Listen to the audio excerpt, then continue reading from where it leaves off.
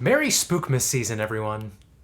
I'm one of the 7 deadly sins. It's almost that time of year when ghosts and ghouls of every age come together to celebrate the scary, the spooky, and the boozy. That's right, it's almost Halloween. Personally, it's one of my favorite holidays. As a kid, I loved dressing up and going out for trick-or-treating, and as an adult, I still like donning the occasional costume and hanging out with friends. And no good shindig is complete without music. Which brings us to today's subject, Halloween music.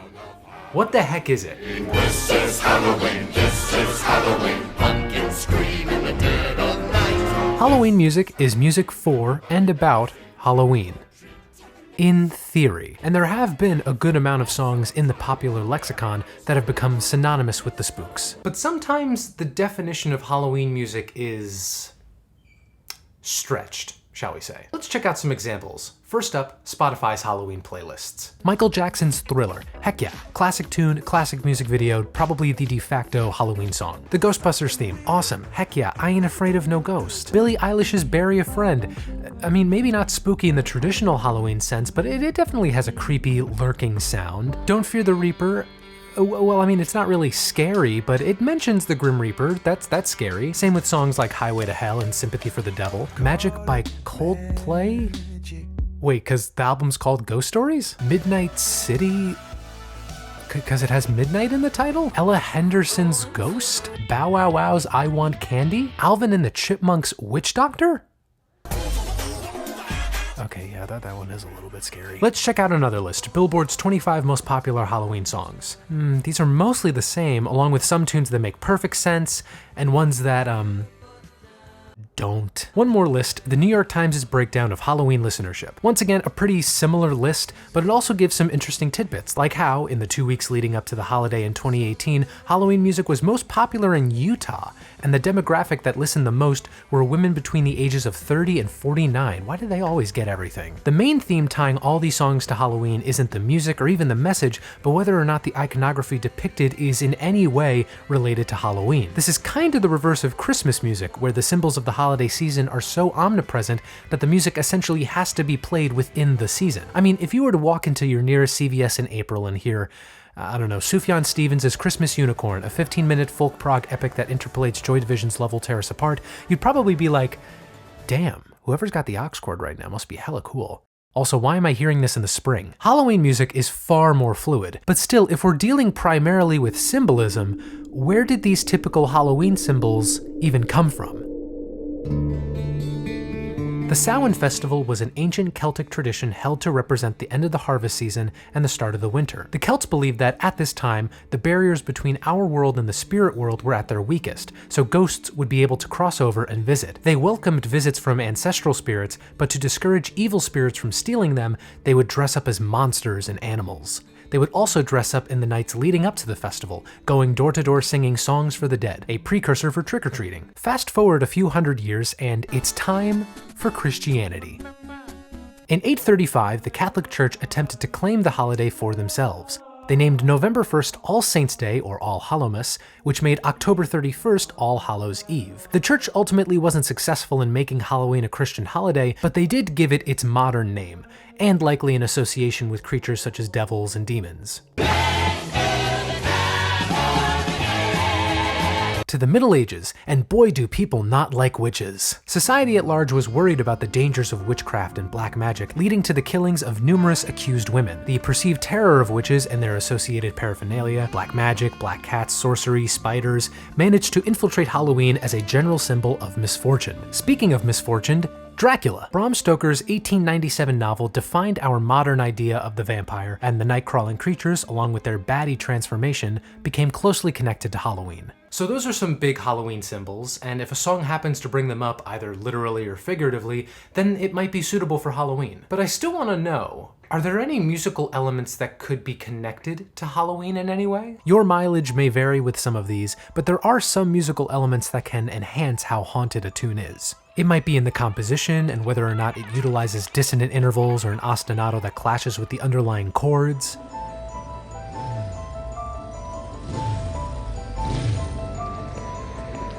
It might be in the instrumentation, some instruments like violins,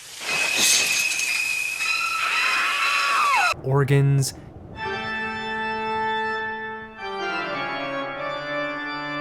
Even synthesizers and theremins can be quite spooky if played the right way.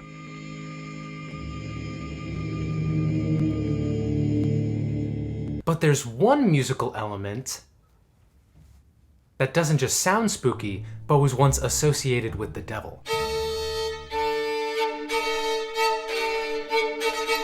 You hear that violin line, how dissonant and off-putting it sounds? That violin is alternating between an A natural and an E flat, and the interval between those two notes is an augmented fourth, otherwise known as the tritone. Because of its distinct sound, it was given the nickname Diabolus in Musica, or the devil's interval. It's been a long-standing myth that the use of this interval was outright banned by the Catholic Church, though that's not exactly right? See, back when music was primarily commissioned by the church, its main goal was to express how great and cool and sick God was, and the sound of the tritone most certainly did not express that. So it wasn't so much banned as much as it was heavily discouraged. The piece you just heard it in is Camille Saint-Saëns' Danse Macabre. The title translates to Dance of the Dead, a time when ghosts, ghouls, and skeletons all rise from the earth to dance. So it's basically the classical music equivalent of spooky, scary skeletons. And a big part of its spookiness is its use of the tritone to create harmonic tension. As music began moving away from the sacred sphere and more towards secularism, composers began using the tritone more frequently. The next time it would impact our perception of what music is scary, however, would be the rise of jazz and especially blues. The blues scale is known for having a flat fifth scale degree, the blue note as it's sometimes called, and the interval between it and the root of the scale is a tritone. One of the most famed blues musicians was Robert Johnson, who, according to myth, sold his soul to the devil at a crossroads in Rosedale, Mississippi in exchange for musical genius. This wasn't the first time the devil had been invoked in music, but Johnson's is the most famous, and it contributed to blues being associated with the devil and evil in general. As was rock and roll, which was an offspring of blues, widely considered the devil's music at the time, and another genre that liberally used the tritone.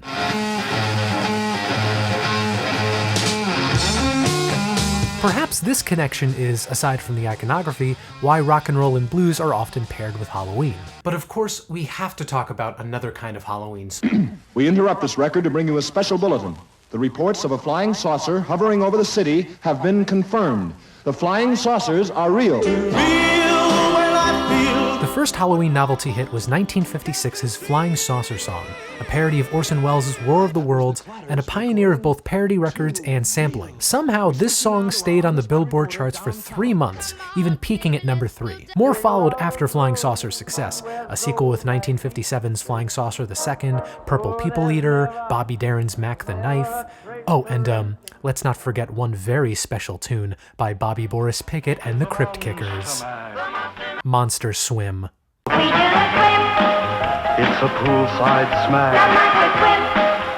It's bigger than the mash. Oh yeah, there was also Monster Mash. It combined 3 of the general listening public's favorite things at the time: schlocky Halloween horror, doo-wop, and dances that only worked with one song. While Monster Mash represented a peak in Halloween songwriting, it also signaled a standstill in the genre. We definitely saw some Halloween songs written afterwards, but the majority stayed outside of the mainstream. It's Halloween, it's Halloween, it's time for scares, it's time for squeeze. However, Halloween movie scores started gaining traction in pop culture. Psycho, The Shining, The Exorcist, Halloween all have iconic scores that are still associated with the spooky to this day. In addition, rock and eventually pop incorporated more and more Halloween-esque symbols into their music. Sympathies for devils, bands like the Zombies, Ozzy Osbourne naming a band after a Boris Karloff flick. The flirtation with the Gothic, which has inspired acts all the way from Blue Oyster Cult to Marilyn Manson to Insane Clown Posse, is still widely felt in pop culture. So is there a proper way to define Halloween music? No, not really. And yet, that looseness might be its strongest quality. Think about it. Halloween is in large part based on the scary, but what we consider scary changes over time. Writer Colleen Cowie, in another piece trying to define Halloween music, said, "Maybe it is impossible to have a concrete and well-defined genre of Halloween songs because as sounds age, they lose their fright factor.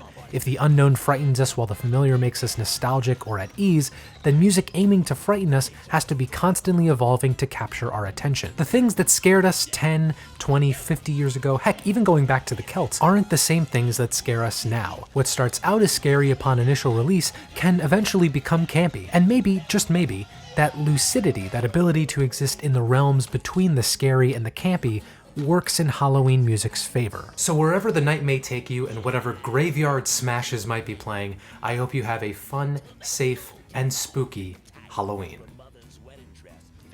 And I need to get out of this. Oh my God, it is so warm in here. It's this time of year again. It's Halloween, it's Halloween. All the kids are happy and gay. There doesn't seem to be a cloud in their way.